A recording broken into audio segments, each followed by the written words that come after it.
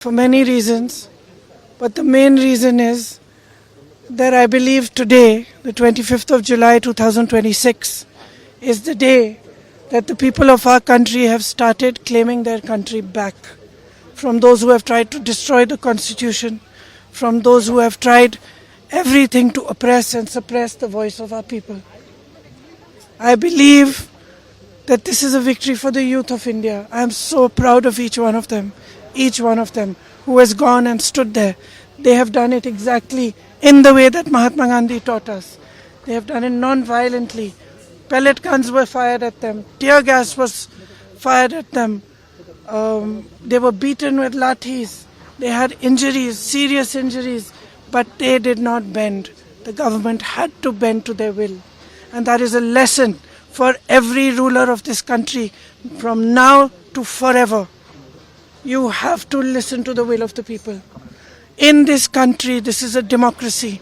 The will of the people is paramount. There is nothing above it.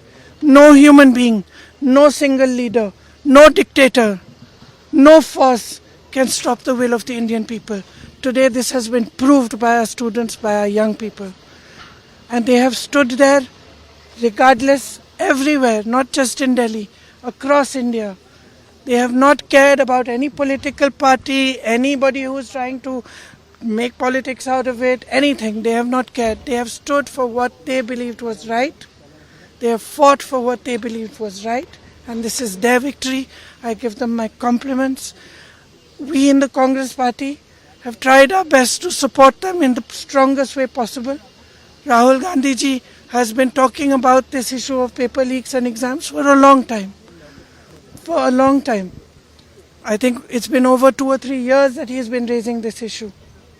So I think that I want to compliment him as well, because he has raised this issue and he has got the rest of us in the party, the NSUI, the Youth Congress, to not only support the students but to create a movement all across the country for the rights of students, for the reform of our education system. So now I think this is the beginning. But I'm really happy. I got a little bit emotional when I heard this news, because many times in these last 10 or 12 years I've thought to myself, when are our young people going to wake up? Look what is being done to our country.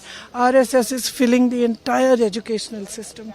Every post, every vice chancellor, the ideology of our forefathers has been broken down.